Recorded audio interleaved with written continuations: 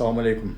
Кыргызстан интернет булактарында акыркы маалда үй бүлөлүк зомбулуктун эсебинен биздин карындаштарыбыз, эжекелерибиз жана алардын жакын туугандары көйгөйлүү окуяларга түшкөндөрүн көрүп, бир жыйынтык оюмду билдирип, ошол сыяктуу окуялар кайталанбашына салымымды кошуу ниетимде видео аркылуу маалымдайын деп чечтим.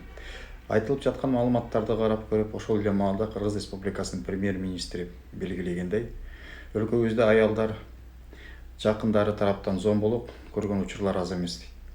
Алар ар кандай себептерден улам уртокмукка алынып, кордук көрүп келишет. Ошол эле маалда бул билдирүүдөгү мааниге токтоло турган нерсе, бул үй бүлөлүк зомбулукту адаттагыдай мыйзамга каршы келбеген, адам укуктарын жана эркиндиги бузбаган көрүнүш катары көрүшөт. Укук бузуу, коом мындай ырайымсыздыкка көз жумуп койбош керек деген маалымды таркатылды. Мындай ой жүгүртүүгө толук кошулам. Эмне үчүн мыйзамсыз көрүнүштөр адат болуп калган?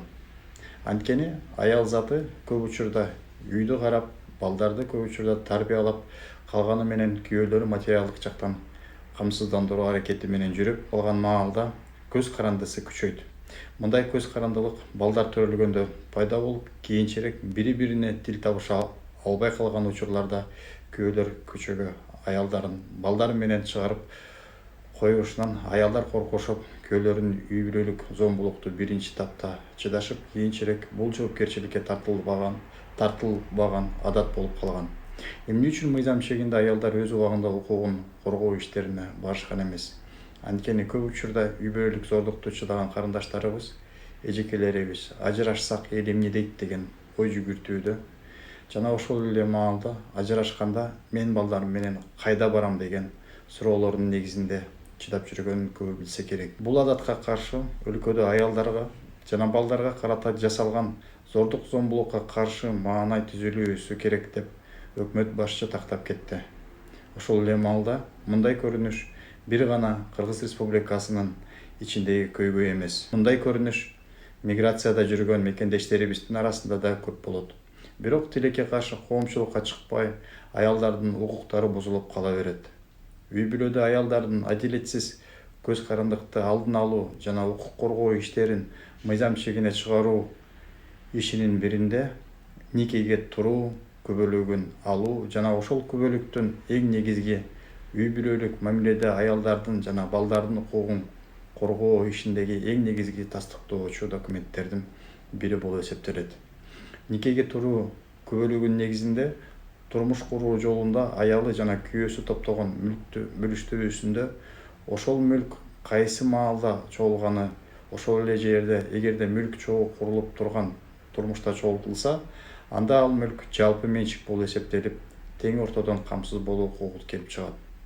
Ошол эле учурда нике күбөлүгү менен тастыкталган маалда төрөлгөн баланы да алимент жактан камсыздандыруу милдети да пайда болот.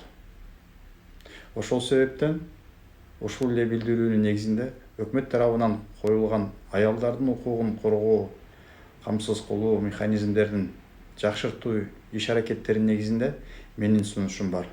Бул сунушумдун негизи Кыргыз Республикасынын чет элде жайгашкан бардык консулдук бөлүмдөрүндө никеге туруу көбүлүктөрүн берүү ишин жакшыртуу. Анткени өзүңөр билгендей, миграцияга кеткен мекендештерибиз чет өлкөдө жашап, жарандык үй бүлө курган мекендештерибиз аз эмес. Ошол эле маалда ажырашкан учурлардын көбүндө аялдар балдары менен калышып, мүлккө болгон укугунан тепселенип, балдарына милдеттүү түрдө төлөнүүчү алимент төлөмдөрдү мыйзам чегинде далилденбей калганы учурлар көп болуп жатат. Мүмкүнчүлүк менен пайдаланып, мекендештериме эскертетелем. Эгерде үй бүлөлүк зордук зомбулукка туш келе турган маалдар болсо, сөзсүз түрдө мыйзам чегинде көйгөйүңөрдү чечүүгө аракет кылыңыздар. Укугуңарды тепселегенге жол берсеңер, кийинчерээк ден соолугуңарга же болбосо өмүрүңөргө коркунуч келтиресиңер. Урматтуу мекендештер, төмөнкү айтылып жаткан бул менин жеке оюм. Эгерде ушундай видеолор сиздерди кызыктырса, YouTube каналыма жазылыңыздар. Сиздерди урматтап, Мирбек Сталбекович. Көңүл бургандарыңызга чоң рахмат. Бар болуңуздар.